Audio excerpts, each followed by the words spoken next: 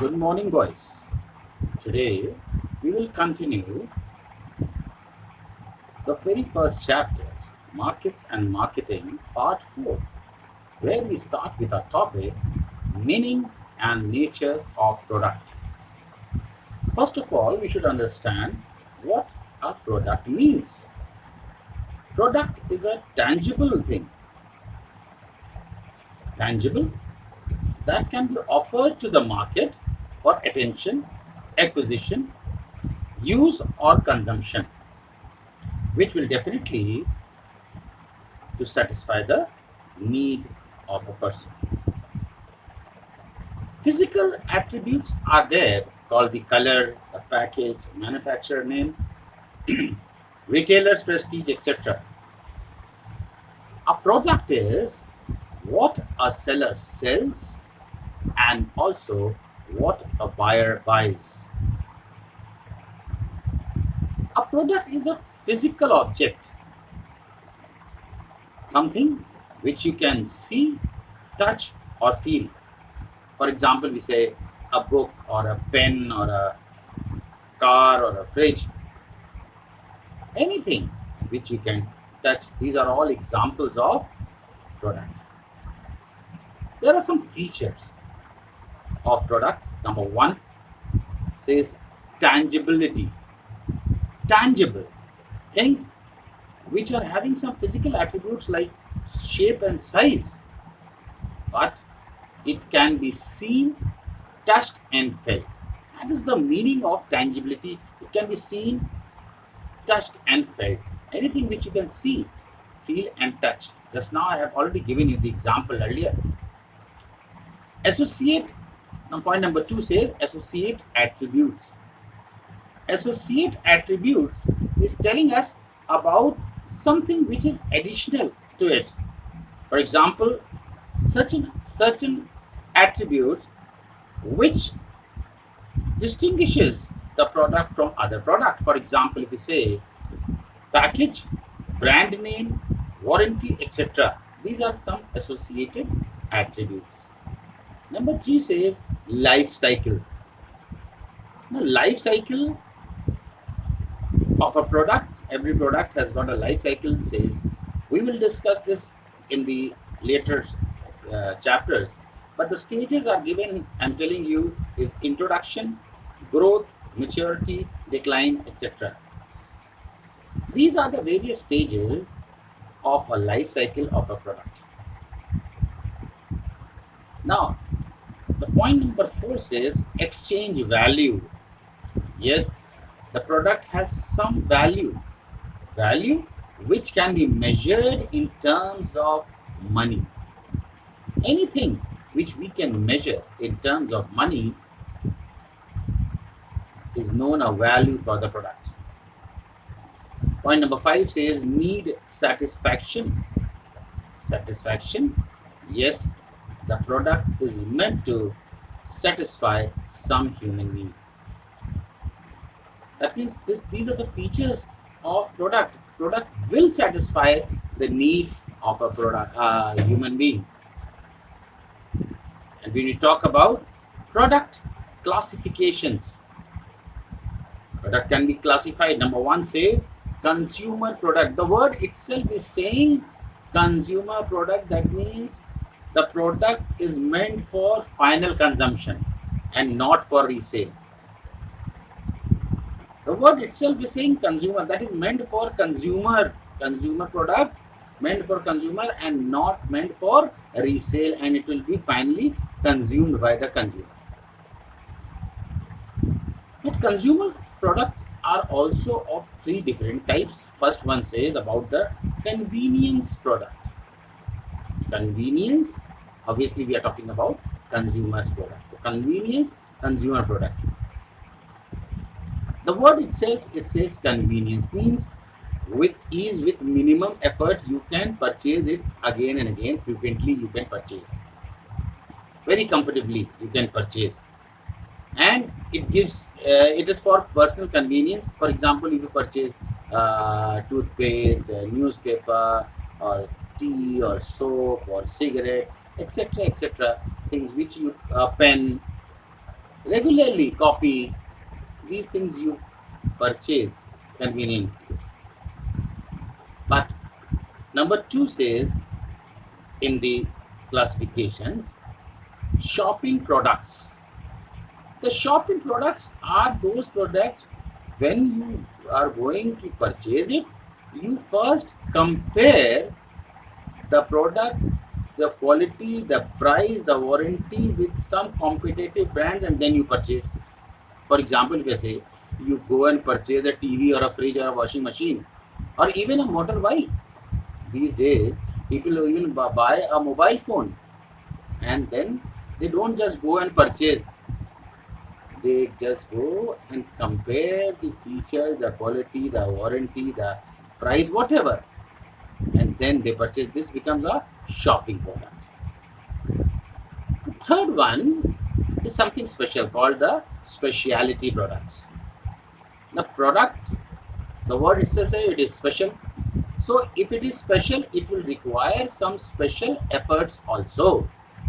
For example, jewelry, when you go to purchase jewelry, fancy item, computer, they require some kind of special effort. You don't go and say, give me one computer, finish. No, you go and purchase, looking to the features, comparing it, and then trying all the things, and it will definitely take special efforts. Another type of products classification which we were doing is the industrial products. Industrial products are definitely, the word says industrial, or definitely they are the purchased for use in the production of other goods. For example, you say raw materials, components, machinery. These are the following examples. And then industrial products are of various types. Number 1 says raw materials. Raw material includes some natural and farm products such as wheat, cotton, milk, coal, etc. B next says supplies. The supplies include nuts, bolt, lubricating oils, heating fuels, typewriter, ribbons, etc. And third one says accessory equipment includes typewriters, calculators, small lathe machines, and portable drills, etc. And the D says installation. These includes heavy machinery, factory sites, trucks, etc. My dear students, we must understand products is something we have just seen the features, the classification of products which was classified broadly into two, the consumer and the industrial. Now we move to the next part of this, says about the meaning and nature of service. If I tell you that service is vice versa of product, then things will not be clear until unless I tell you that service is an intangible act and it is performed to satisfy some human needs and can be offered for sale. For example, if I say beauty parlors, dry cleaning, nursing homes, courier firms, cinema theater, auto repair workshop, all provide services. Even the teachers and the doctors, lawyers, engineers, chartered accountant, all provide the services. Obviously, the features of services is first one's very obvious is intangibility. That means it cannot be seen or touched, does not have any physical shape, and they are invisible. One must understand that intangible services you cannot see, you cannot touch, it is invisible and does not have a physical shape. Number 2 point is perishable. Services cannot be stored. Make it a point. Services is intangible, cannot be stored for future use. For example, in a bus, there are only 45 seats and they are carrying 35 passengers. That 10 seats are vacant. You cannot be utilized. Those 10 seats cannot be made utilized for future. Third one says inseparable. Services are produced and consumed at the same time, and it cannot be separated from the service provider. For example, the driver and the conductor have to be there in the bus when the bus is providing service to their passenger. You cannot say driver and conductor, you don't go, you will take the service of bus. That is not possible. That means if the point says it is inseparable and you cannot separate the driver and the conductor. Alright. So we move to the fourth point, says variability. That means there are services can rarely be standardized or made uniform. Because for example, if you say in a hotel, if we see the services of a waiter differ from consumer to consumer, customer to customer, and from time period to time period. Maybe in the morning he is very fresh, and by the night, the late evening, when he is giving things, become tired, and the services will differ. And thus we say it is variable. Services can be classified into following categories, and there are various categories of services. For example, if we say financial services, banks and financial institution provide various financial services to their customers. Accepting deposit, granting loans and advances, agencies and utility functions are examples of financial services. Insurance services, word itself says insurance, like life insurance, motor insurance, water insurance, and then there are fire insurance, and medical insurance is very popular these days. Third one says about the transport service, railways, roadways, shipping, airways. These are the transport services which is provided to the passengers, and transport service for passengers and goods. Fourth one says about the warehousing. Warehousing and storage services are provided to businessmen to keep the goods safe until demanded. Where the warehouse, the businessman sometimes have to pay charge for the warehousing if he is paying in the public warehouse, or if it does not have his private warehouse. Fifth one says about the communication service. Communication is very clear, because the postal service, the courier service, the telephone service, all India radio, Doordarshan, internet service, all are for the services which are called communication services. Food and lodging service, yes, hotel, guest house and restaurant provide food, drinks and accommodation. There are something very entertaining called the entertainment services. Cinemas, theaters, clubs, amusement parks, circus, magic shows, dance shows provide amusement to the public. Personal services, personal service, tailoring, dry cleaning, beauty parlors, laundry, shoe repair are personal services. Repair services like repair of buses, cars, scooters, computers, television, radios, etc. Now we have discussed what about the product and what is a service. Now we discuss something which is called the difference between the two. And at a glance we will understand, it's given on page 10. When you have the book, you can check distinction between product and services. And as I say, there are given 11 points, but we will only do 5 to 6 points, so that it gets deep into your mind what basically there is the difference. The basis of distinction, first one says tangibility. Just now we have done. In the product, first column is product, says fully tangible, cannot be felt and touched, and can be fully standardized. Whereas service says intangible, may have physical evidence, cannot be touched, cannot be standardized. Number 2 says inseparability of buyer and seller, and product is fully separable, and services not separable. Quality can be measured and controlled for product, difficult to control and measure for services. Inventory can be stored for future use, and services cannot be stored for future use. Sensitivity of time, low sensitive. For example, a soap can be bought in advance of need. Highly sensitive, a doctor services are needed when there is a patient. You cannot call the doctor before. And the sixth one says product can be replaced, services delivered cannot be replaced. So boys, today we have just seen the difference between the product and services, but there are some reasons. We can also write causes. Sometimes causes are asked and then the students are confused. that we have studied reasons and why causes have come. So reasons or causes for increasing importance of services. These days services are getting more importance.